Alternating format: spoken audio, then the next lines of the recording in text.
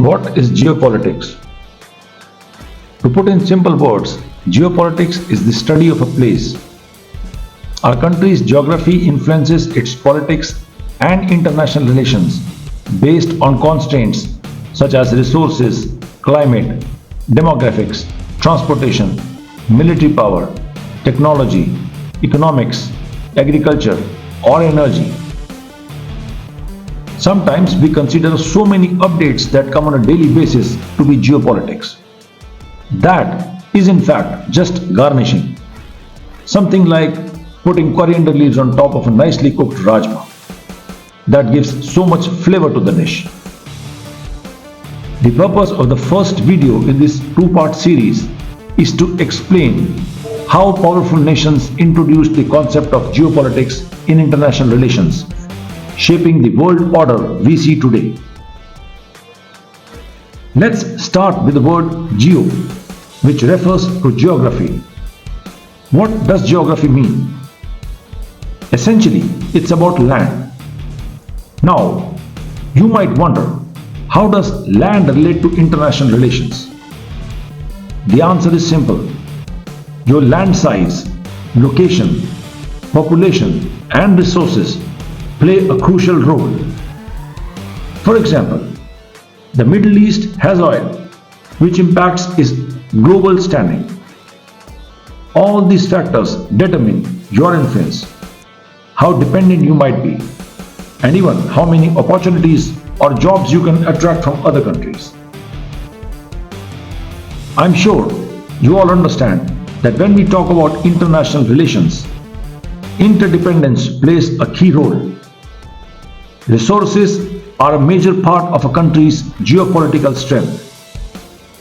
However, when we talk about resources, we don't just mean natural resources. The concept of geopolitics and how it is applied has evolved over time. Let's look at Taiwan as an example. When you compare Taiwan's population or size to its neighboring countries, it is quite small. In fact, many Indian states are larger than Taiwan. But the resource Taiwan possesses is technology. It is regarded as the manufacturing hub for semiconductors, exporting over 60% of the world's supply. Whether you are drilling oil in the Middle East or making fighter jets in the United States, the semiconductors that power your machinery could very well be from Taiwan. Isn't that fascinating?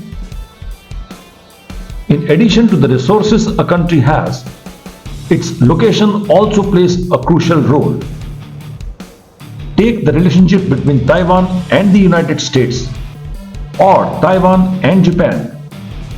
Does it matter because of location? Absolutely. It's Taiwan's strategic location that fuels insecurity with China. You will agree that Japan and Taiwan also have territorial disputes over the Senkaku-Daiu Islands, right?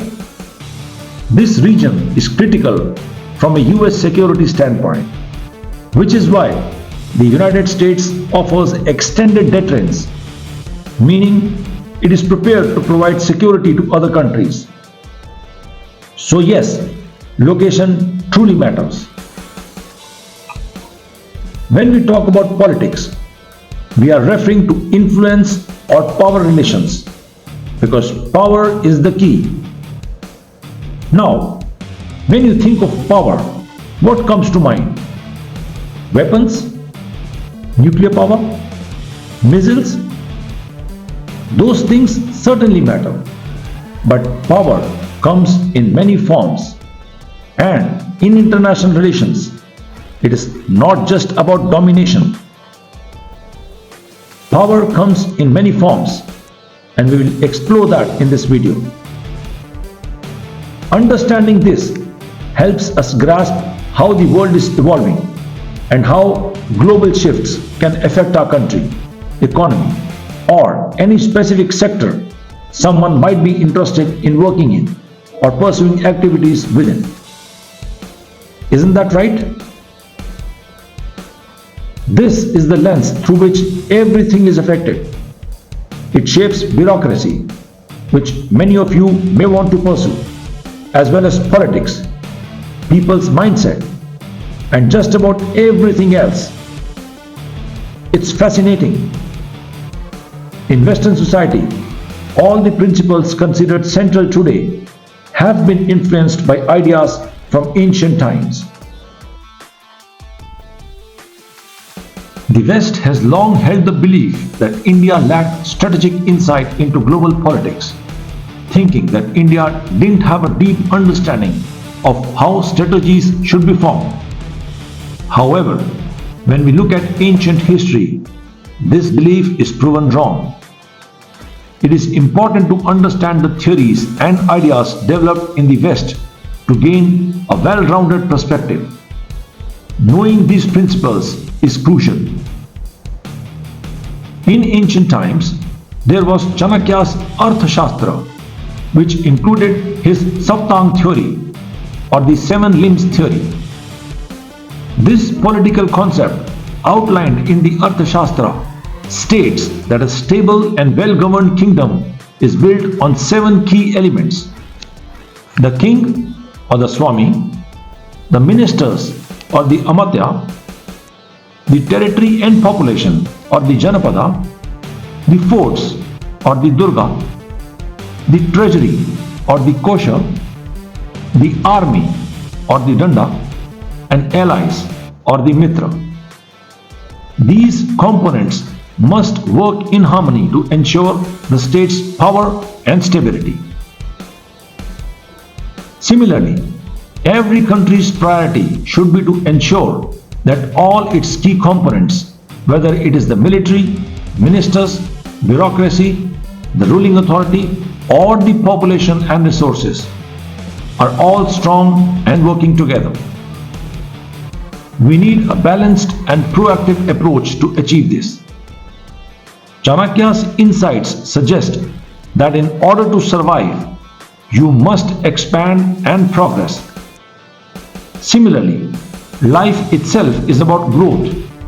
Either you are growing or you are stuck in the belief that the current situation will just continue as it is. The status quo doesn't bring any change.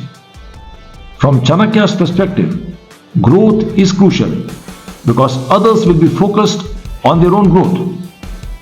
As they work on expanding, they will increase their influence, and there is a chance your interests could be overshadowed by someone else. That is why you should focus on expanding as well, right? In the context of ancient states, what do you think would have been the major source of income? It is likely that agriculture was the primary source. If agriculture was key to a state's wealth, then the state with more land, fertile soil, and access to rivers would naturally have greater strength. So, it makes sense that land expansion was seen as important for building power and influence. This theory still holds true today. If you want to measure your strength, don't just consider factors like land or its fertility. Also think about who your allies are, as that plays a significant role. For example, today, when we discuss Indo-US strategic relations in the context of countering China, it matters a great deal. A stronger relationship with the United States can help us put pressure on China. Another example is the Quad, an alliance formed between India, Japan, Australia, and the United States to counter China's influence in the South China Sea. Here, the Saptang principle of Mitra or alliances is clearly at play. These strategies have been in practice since ancient times. Since we are talking about ancient times, let's take a look at what was happening in Europe from ancient to modern times. Notice that we have been using the word state and not the word nation. A state refers to a specific territory with a population governed by a government that holds sovereignty, meaning it has supreme authority. The type of government matters and can vary. There could be a monarchy, democracy, or other forms of governance. In ancient times, however, it wasn't always like this. There were mostly kings. In India, for example, while monarchies thrived, there was also the concept of Janapadas at a pan-India level, not just a single form of kingship. It is said that in some areas, there was also an element of democracy. During Buddhist times, the term Mahasamvat was used, referring to rulers chosen based on agreement. The key point here is that in ancient times, we saw a form of government and state structure that was often at the city level. Consider another example of an ancient European city called Athens. At the peak of its power, Sparta subdued many of the key Greek states and even managed to overpower the elite Athenian navy. By the end of the 5th century BC, it stood out as a state which had defeated the Athenian Empire and had invaded the Persian provinces in Anatolia. Sparta was an ancient Greek city-state in Laconia, a region in the Peloponnesus.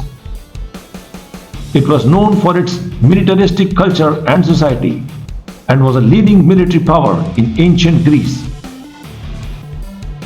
In reality, these were cities, but the government at the city level considered itself to be supreme, even though it was a small city. Now think about the city you live in. If there was a supreme government in your city, what would that mean?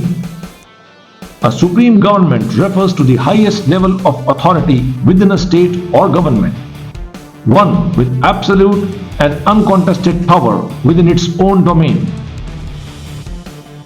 Now imagine that your city has essentially become your country, meaning your security, economic policies, and everything else is controlled at the city level. However, the idea of a nation didn't exist in the same way back then. In ancient Europe, the concept of a nation was tied to the city level.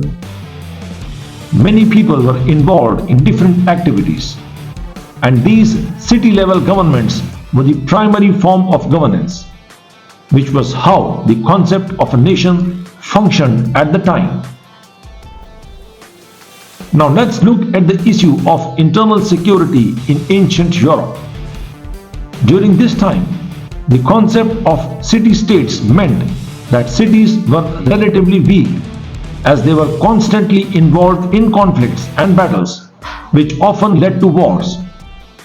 For example, Athens went to war with Sparta because it believed Sparta was growing stronger due to its dedicated army. Athens, on the other hand, didn't have a permanent military force and relied more on mercenary fighters. Feeling that the enemy was becoming more powerful, Athens believed it was necessary to strike first.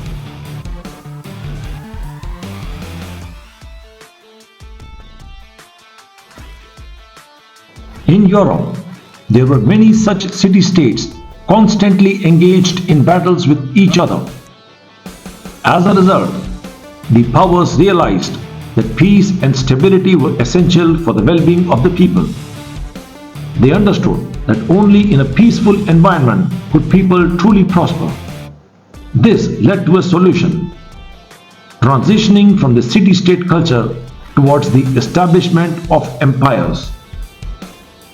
Empires like the Roman Empire, along with the expansion of the Islamic Caliphate in the later periods, gave rise to empires such as the Ottoman Empire, which controlled regions that today include Iraq and Israel.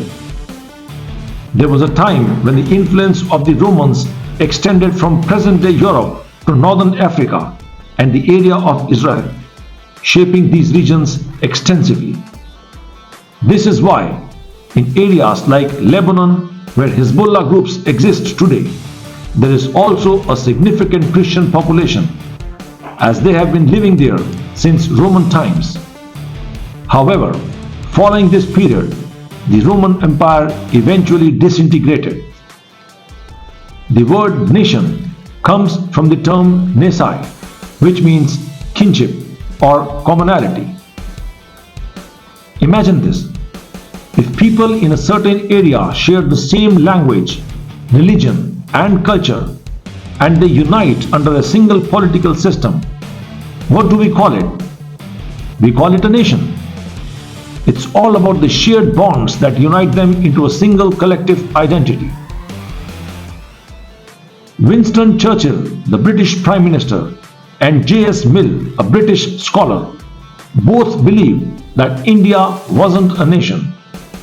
They argued that the Indian National Congress was simply a group of people seeking to take power back from the British, rather than representing a unified nation.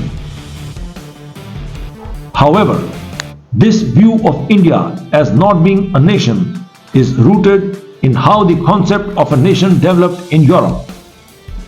The word nation is based on the idea of shared commonalities such as language, culture, or religion. When people with these common traits come together under one government or political system, they form a nation. This sense of commonality across different aspects makes you stronger, to the point where any enemy would think twice before attacking. Take modern-day Italy for example. It was once made up of small city-states like Milan, Florence, Naples, and the Papal States. While these city-states shared a similar culture, they were still separate entities, constantly at odds with one another. You may have heard of Leonardo da Vinci. He was from this region. Another notable figure, the Florentine philosopher Niccolo Machiavelli, made significant contributions to geopolitics and is mainly known for his political ideas. Machiavelli also believed that while Italian culture was shared across the region, the city-states themselves remained distinct from one another. His idea was that as strength grows, the likelihood of war decreases. He also believed that a nation requires a centralized authority. In matters of foreign relations, only one government should make decisions. The concept of territorial integrity would be recognized, meaning that the powers signing a treaty would acknowledge the existence of a single centralized authority. In this centralized authority, your sovereignty would be upheld and your territorial integrity would be honored. No one would be able to take your land, thus resolving the issue of territorial disputes. The Treaty of Westphalia paved the way for a new idea known as the balance of power. Signed in the year 1648, this series of treaties ended the 30 Years' War in Europe. There were agreements between the Holy Roman Empire and Sweden, as well as between the Holy Roman Empire and France. The key principles of the 1648 Westphalia peace treaties centered on sovereignty, collective security, and the balance of power. This event is often called the last of the great wars of religion. The major powers of Europe were shaping global politics, which led to the emergence of geopolitics. We hope this video has helped clarify the origins of geopolitics from ancient times. In the next part of this 2-video series, we will explore the modern concepts of geopolitics. Take care.